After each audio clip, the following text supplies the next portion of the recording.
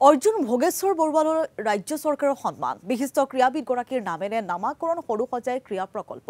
এতিয়াৰ পৰা সৰু সজাই ক্ৰীড়া প্ৰকল্পক জনা যাব অৰ্জুন ভোগেশ্বৰ বৰুৱা ক্ৰীড়া প্ৰকল্পৰ নামেৰে মুখ্যমন্ত্ৰী ডক্টৰ হিমন্ত বিশ্ব শৰ্মাই মুকলি কৰিলে অৰ্জুন ভোগেশ্বৰ বৰুৱা ক্ৰীড়া প্ৰকল্পৰ স্থায়ী মুখ্য তোৰণ সৰু সজাই ক্ৰীড়া প্ৰকল্পত আজি অনুষ্ঠিত কৰা হৈছিল ৰাজ্যিক ক্ৰীড়া দিৱসৰ অনুষ্ঠানৰ মুখ্যমন্ত্ৰী আৰু ক্ৰীড়া মন্ত্ৰী নন্দিতা কাৰুচাৰ লগতে অৰ্জুন ভোগেশ্বৰ বৰুৱা সহ কেইবাগৰাকীও বিশিষ্ট ব্যক্তি উপস্থিত থাকে এই অনুষ্ঠানতে বিশিষ্ট ক্ৰীড়াবিদগৰাকীৰ জীৱনৰ আধাৰত নিৰ্মিত তথ্যচিত্ৰৰ প্ৰদৰ্শন কৰা হয় প্ৰদান কৰা হয় 2024-25 বৰ্ষৰ ৰাজ্যিক ক্ৰীড়া বঁটা এই অনুষ্ঠানতে ৰাজ্য চৰকাৰৰ তৰফৰ পৰা ক্ৰীড়া পেঞ্চনো প্ৰদান কৰা হয় অৰ্জুন ভোগেশ্বৰ বৰুৱাৰ উপজা দিনটো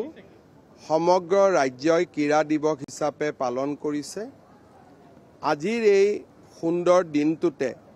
আমি সৰু সজাই ক্ৰীড়া প্ৰকল্পটোক অৰ্জুন ভোগেশ্বৰ বৰুৱাৰ নামেৰে নামাঙ্কিত কৰিছোঁ অসমত বহুতো প্ৰবাদ প্ৰতিম পুৰুষৰ জন্ম হৈছে জীৱন্ত কালত আমি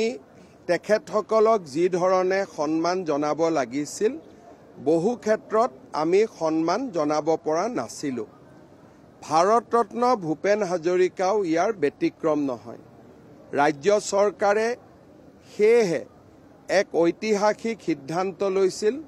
যে আমি অৰ্জুন ভোগেশ্বৰ বৰুৱাক জীৱন্ত কালতে